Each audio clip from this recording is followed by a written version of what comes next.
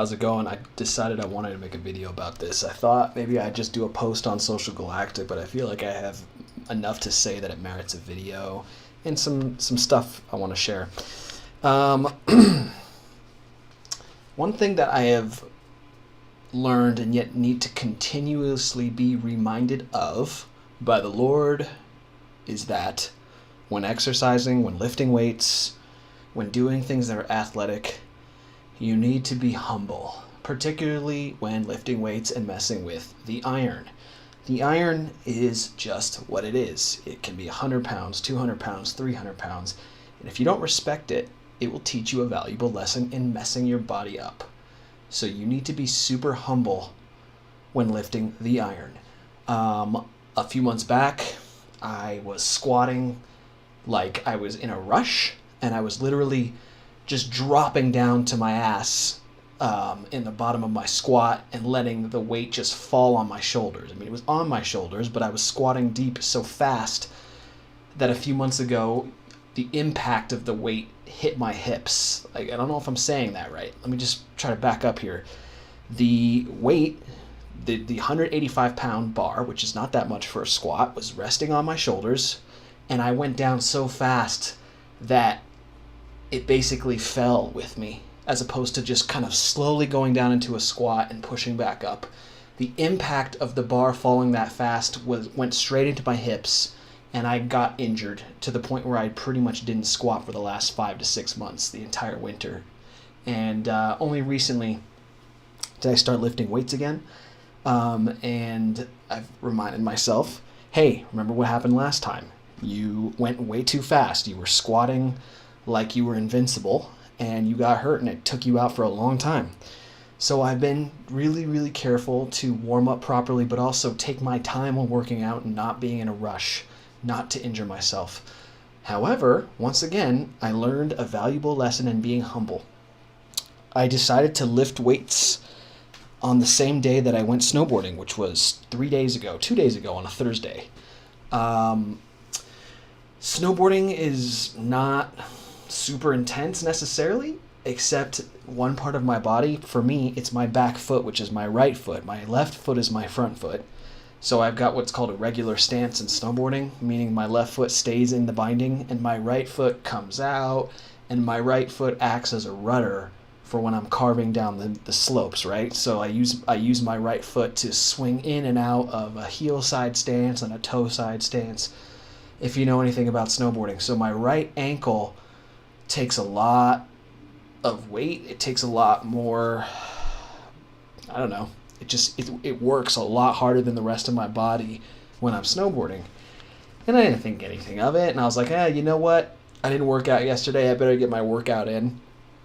And I squatted, and I deadlifted, and I did my thing on Thursday, right after going snowboarding. And I didn't feel anything, and everything was good. And then I woke up on Friday, and I could not put any weight on my ankle at all. None. My ankle was toast. I didn't feel anything during snowboarding, during the workout that day, but the next day it was clear that I had put way too much stress on my ankle because my ankle is now inflamed, super swollen. It hurts to put weight on it, and I'm basically walking around with a limp to keep the weight off my right ankle. So I remembered this post because, my woman here she's like, put ice on it, put ice on it, put ice on it. And I'm like, wait a minute. I feel like I just read something a few weeks back that said ice is no longer the relevant advice. And I dug back into the archive about a month ago here in Vox Populi, and here is this post. The guy who invented the RICE protocol, which stands for rest, ice, compression, and elevation, 40 years ago basically said I was wrong. Ice will only delay recovery. And I typed it, to confirm this post, I typed it into Google, and the very first thing that comes up when you type it in is his webpage where he admits that he was wrong. He basically says that inflammation is super important. You don't want to reduce it, you don't want to delay it, because it's basically your immune system's reaction. He compares it to like getting a fever. If you're sick, you get a fever. The fever is not fun, but that's your body's way of heating the body up to fight the infection. Just like inflammation is the body's way of healing muscles when you do damage to it. So ice is no bueno, and I'm going to tell you folks, it's true. I've been sticking my foot in a hot bath full of hot water, and when I get my foot out, it feels much better. I'm actually able to put weight on it again, and I really think I'll be back to lifting weights within a week.